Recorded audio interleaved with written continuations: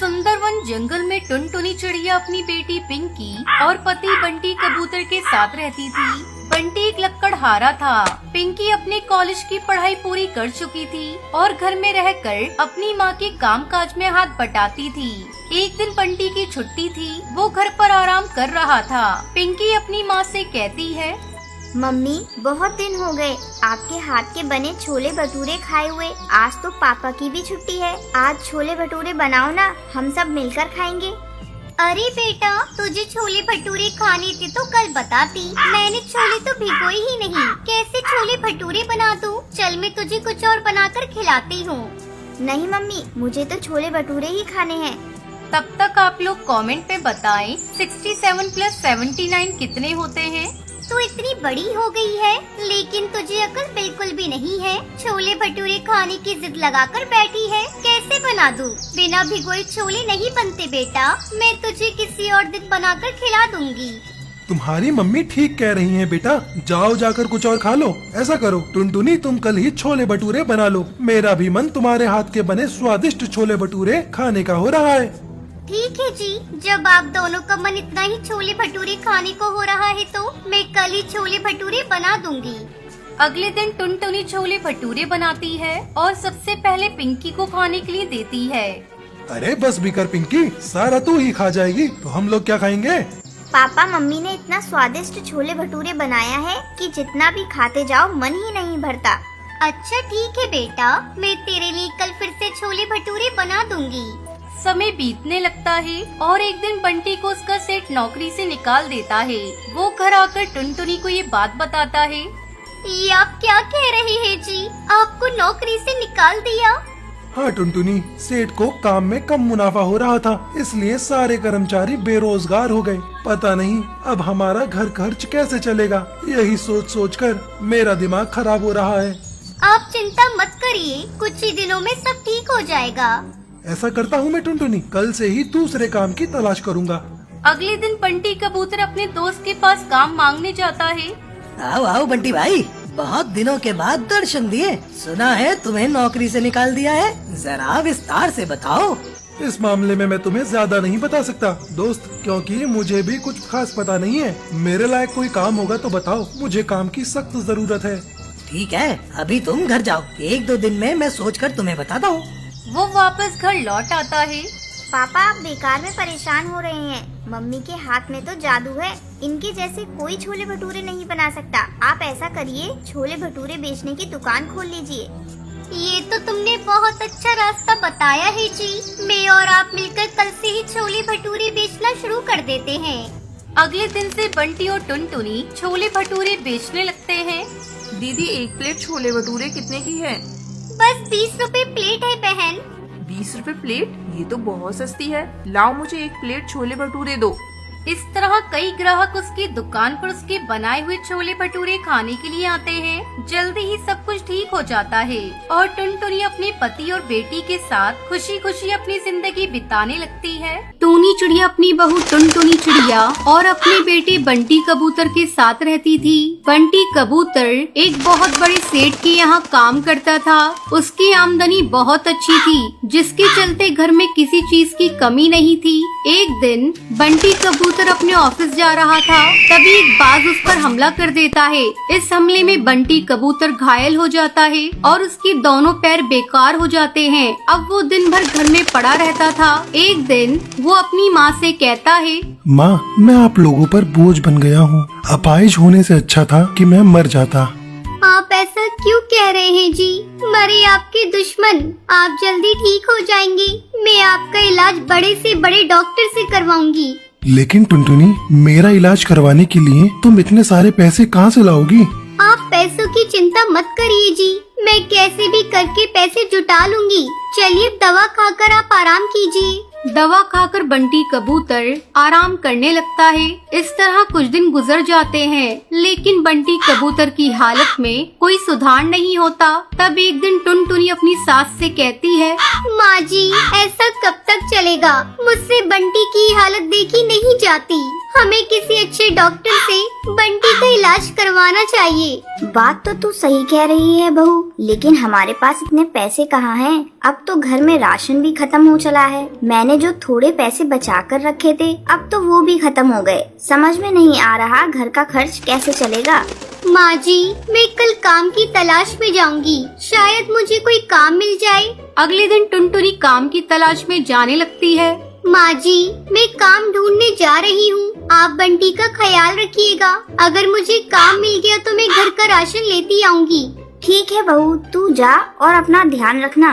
टुनटुनी कई पक्षियों के पास काम मांगने जाती है, लेकिन कोई उसे काम नहीं देता। अचानक जोरों की बारिश होने लगती है। बारिश से बचने के लिए टुनटुनी एक पेड़ की डाल पर बैठ जाती है और बारिश रुकने का इंतजार करने लगती है। तभी उसे एक चाय की दुकान दिखती है। वो चाय की दुकान कालू कौवे की थी। पक्षी उसकी दुकान पर चाय पी रहे थे। तब टुनटुनी सोचती है, क्यों ना मैं कालू कौवे की दुकान पर जाकर अपने लिए काम मांगूं। ऐसा सोचकर टुनटुनी चिड़िया कालू कौवे की दुकान पर जाती है।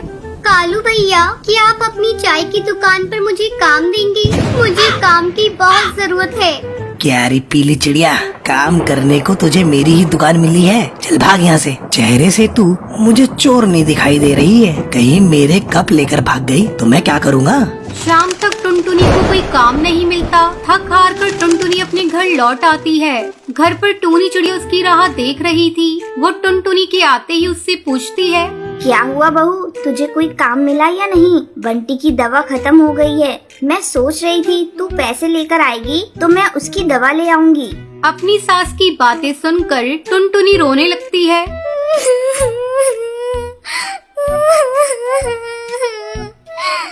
माँ जी, अब क्या होगा? कोई मुझे काम नहीं देता, सब मुझे चोर समझते हैं। मैं हार गई माँ जी, मैं हार गई। टुनटुनी, तुझे किसने चोर कहा? मुझे बता, मैं अभी उसकी खबर लेती हूँ। माँ जी, दूसरों को दोष देकर क्या होगा जब मेरी ही किस्मत फूटी है। टूनी चिड़िया के बहुत जोर देने पर टुनटुनी चिड़िया से कालू कौवे के बारे में बताती है। टुनटुनी बहू, जब कुछ गलत होता है तो कुछ अच्छा भी होता है। मेरे दिमाग में एक आइडिया आया है, क्यों ना तू भी एक चाय की दुकान खोल ले। तेरे हाथ की बनी हुई चाय बहुत ही स्वादिष्ट होती है। अरे वाह माँ जी, आपने तो बहुत अच्छा आइडिया दिया है। ये आइडिया मेरे दिमाग में क्यों नहीं आया? मैं कल से अपनी चाय की दुकान खोल देती हूँ। इसमें लागत भी बहुत कम आएगी और मुनाफा अच्छा खासा हो जाएगा। फिर हम लोग बंटी का अच्छे से अच्छा इलाज करवा सकते हैं। अगले ही दिन टुनटुनी चिड़िया अपने घर के सामने चाय की दुकान खोल देती है। धीरे धीरे उसकी दुकान पर पक्षी चाय पीने के लिए आने लगते हैं और उससे अच्छी आमदनी होने लगती है। कुछ दिनों बाद बंटी का भी इलाज हो जाता है और फिर से वो चलने फिरने लगता है। फिर सभी खुशी खुशी रहने लगते हैं। रामपुर के जंगल में टुनटुनी चिड़िया अपने देवर और देवरानी के साथ रहती थी। टुनटुनी चिड़िया का पति कालू कौवा शहर की एक बहुत बड़ी कंपनी में काम करता था। टुनटुनी की शादी को 5 साल गुजर गए थे, लेकिन अभी तक उससे कोई बच्चा नहीं था।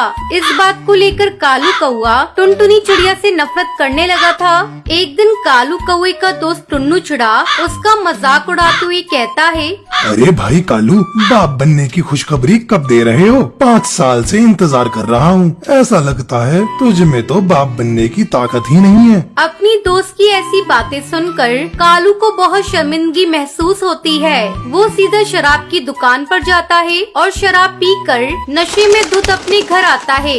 ये क्या है जी? आज आप शराब पीकर घर आए हैं? कब से आपने शराब पीना शुरू कर दिया? ये शराब हमारी खुशियों में आग लगा देगी। चल हट तू कुलच्छनी, अपने कमाई के पैसों की पी रहा हूँ, तुझे इससे क्या? और तू किस खुशी की बात कर रही है? आज तक तूने मुझे कौन सी खुशी दे दी है? शादी के 5 साल हो गए, तू मुझे एक बच्चा तक नहीं दे पाई। मेरे दोस्त मेरा कितना मजाक उड़ाते हैं, इसका तुझे अंदाजा भी है? तू बांझ है बांझ। इतना कहकर कालू कौवा वहीं बिस्तर पर सो जाता है। अपने पति की जली कटी बातें सुनकर टुनटुनी चिड़िया रोने लगती है।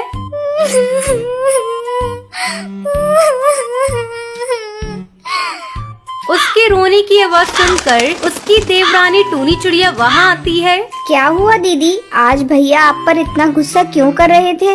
क्या बताऊं टूनी, मेरी तो किस्मत ही फूटी है। शादी कितने साल हो गए, लेकिन अभी तक मैंने कोई संतान का सुख नहीं दे पाई। तू ही बता इसमें मेरी क्या गलती है। बच्चा देना तो ऊपर वाले के हाथ में है। पता नहीं भगवान मुझसे क्यों रूठे हुए हैं। टुनटुनी भाभी आप चिंता मत करिए, देवी माँ ने चाहा तो आप जरूर माँ बनेंगी। तुझे पता है टूनी, आज से इन्होंने शराब पीना भी शुरू कर दिया है। इस तरह कुछ दिन गुजर गए। एक दिन टूनी चिड़िया टुनटुनी के पास आती है और उसे खुशखबरी देती है। भाभी मैं माँ बनने वाली हूँ। ये तो बहुत अच्छी बात है टूनी। अब इस आंगन में तेरे बच्चे की किलकारी गूंजेगी। तो रुक, मैं तेरा मुंह अभी मीठा कराती हूँ। टूनी चिड़िया बहुत खुश थी। रात को जब कालू कौवा घर आता है तो टुनटुनी चिड़िया उसे ये बात बताती है। सुनो जी, इस घर में बच्चे की किलकारी गूंजने वाली है। क्या कहा तूने? फिर से तो कहना। क्या मैं पापा बनने वाला हूँ? आज मैं बहुत खुश हूँ। अरे मेरी बात तो पूरी होने दीजिए। मैं नहीं, टूनी माँ बनने वाली है। इतना सुनते ही कालू आग बबूला हो जाता है। कर्मजली, मुझे पहले ही पता था तू कभी माँ नहीं बन सकती। रुक, मैं तेरी चमड़ी अभी उधेड़ता हूँ। इतना कहकर कालू टुनटुनी चिड़िया को पीटने लगता है। तभी टूनी चिड़िया अपने पति के साथ वहाँ आ जाती है और कालू के हाथ से डंडा छीन कर फेंक देती है। आप ये क्या कह रहे हैं भैया? आप भाभी को इस तरह क्यों पीट रहे हैं? आज नहीं तो कल बच्चा हो ही जाएगा, लेकिन इस तरह आप शोर मचाएंगे तो कैसे काम चलेगा? भाभी चलिए आप यहाँ से। टूनी चिड़िया उसे कमरे में ले जाती है।